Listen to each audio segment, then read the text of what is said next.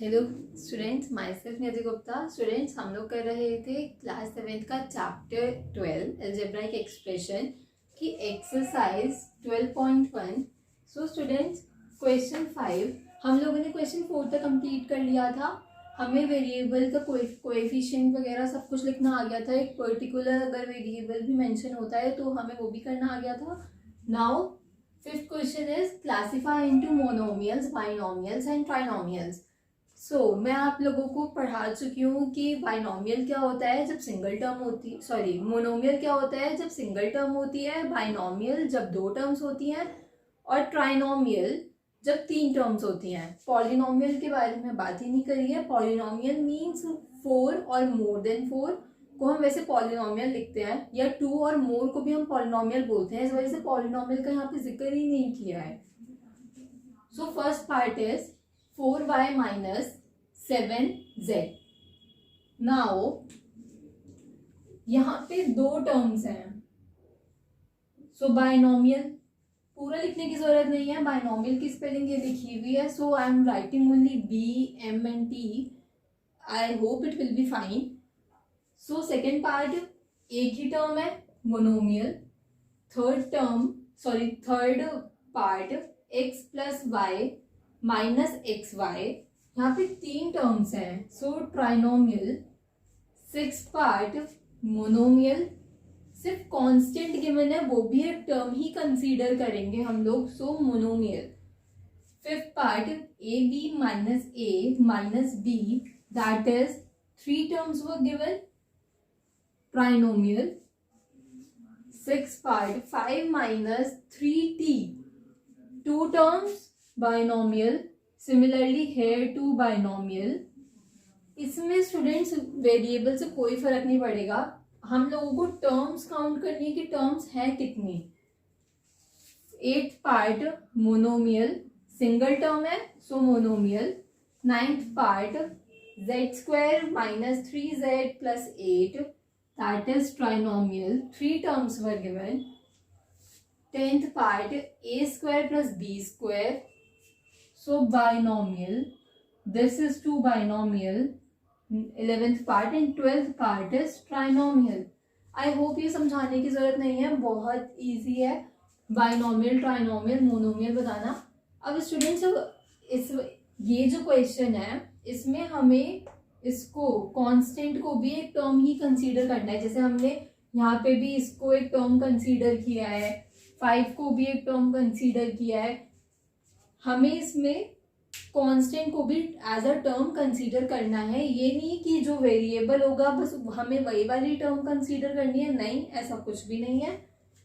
So this was the question. अब आगे बढ़ते हैं। Now question 6।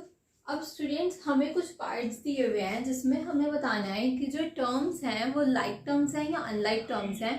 हम लोगों ने पढ़ा था लाइक और अनलाइक टर्म्स क्या होती हैं। जब वेरिएबल सेम हो तो लाइक टर्म्स होती हैं, और जब वेरिएबल डिफरेंट हो तो अनलाइक टर्म्स होती हैं। हमने ऐसा एक एग्जांपल भी किया था जिससे आप लोगों को बहुत क्लियर हुआ था कि अनलाइक टर्म्स को हम कैसे डिफर कर सकते हैं कि ये लाइक टर्म क्यों नहीं है या ये क्यों अनलाइक टर्म है। हमने सारे रीजंस भी देखे थे उसमें। उसी के बेसिस पे एक क्वेश्चन है, हमें इसमें रीजन नहीं देना, लाइक और अनलाइक टर्म्स बतानी है। सो 1 and 100 ये लाइक टर्म्स है। इसको स्टूडेंट्स लाइक टर्म्स क्या होती हैं, I want to ask you कि लाइक टर्म्स क्या होती हैं। लाइक टर्म्स अगर होती हैं तो हम उन्हें साथ में ऐड कर सकते हैं। For example 12x plus 3y, मैंने आप लोगों को पहले भी समझाया था, but for a recap revision मैं आपको दोबारा ये बता रही हूँ। 7x प्लस 7y, तो ये है लाइक टर्म्स। x में हम x को ऐड कर सकते हैं, y में हम y को ऐड कर सकते हैं। हम यहाँ पे इसको एक पर्टिकुलर आंसर दे सकते हैं, बट अगर यहीं पे ये चेंज हो जाए 12x प्लस 3y में हमें ऐड करना है 7x² प्लस 7y², तो वेरिएबल्स तो सेम है पर वेरिएबल की जो पावर है वो तो डिफरेंट हो गई ना, सो हम इसको ऐड नहीं कर सकते। ये अब अनलाइक टर्म्स हो चुकी हैं, लाइक से अब ये अनलाइक टर्म्स हो चुकी हैं, so we can't add this. Got it? Now question करते हैं।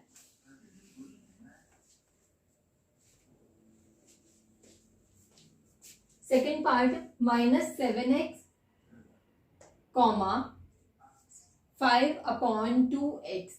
अब यहाँ पे वेरिएबल सेम है, कांस्टेंट को छोड़ दीजिए, कांस्टेंट को कुछ नहीं करना हमें, x वेरिएबल सेम है तो like terms.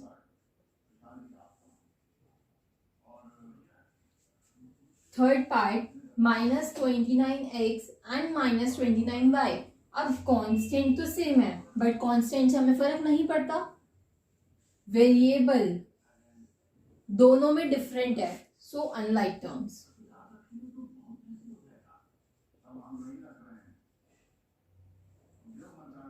Fourth part, 14xy and 42yx। अब वेरिएबल सेम है बट ऑर्डर चेंज है, ऑर्डर चेंज होने से कोई फर्क नहीं पड़ता, हम yx को xy भी लिख सकते हैं, मल्टीप्लिकेशन में और एडिशन में ऑर्डर मैटर नहीं करता, so like terms. Fifth part, 4m² and 4mp²। Students variable दोनों के सेम है, पावर वाला चक्कर पड़ रहा है यहाँ पे m की जो पावर है वो 2 है, यहाँ पे m की पावर 1 है, यहाँ p की पावर फर्स्ट टर्म में 1 है और सेकेंड टर्म में 2 है। हो गया, डिफरेंस आ गया ना दोनों में, so unlike terms. Six part, 12xz and 12x²z²। Similarly जो मैंने आप लोगों को यहाँ पे एग्जाम्पल दिया बिल्कुल उसी की तरह है कि यहाँ पे वेरिएबल सेम है बट पावर्स डिफरेंट है, unlike terms. Students like unlike terms के ऊपर हम लोग काफ़ी क्वेश्चंस कर चुके हैं और आई होप आप लोगों को, इतना मुश्किल टॉपिक नहीं है कि आप लोगों को समझ में नहीं आया होगा, अभी तक आप लोगों को समझ में आ गया होगा। सो जो नेक्स्ट क्वेश्चन है वो खुद से ट्राई करिए, एक्सरसाइज का लास्ट क्वेश्चन है, अगर नहीं आएगा तो कोई बात नहीं, आप लोगों को मैं समझाऊंगी, इट्स ओके, कमेंट सेक्शन में मैसेज कर दीजिएगा। आज के लिए इतना ही, 2 क्वेश्चन करे हम लोगों ने, लास्ट क्वेश्चन खुद से ट्राई करिए। नेक्स्ट क्लास में हम लोग एडिशन स्टार्ट करेंगे, एक्सप्रेशंस का एडिशन करते कैसे हैं।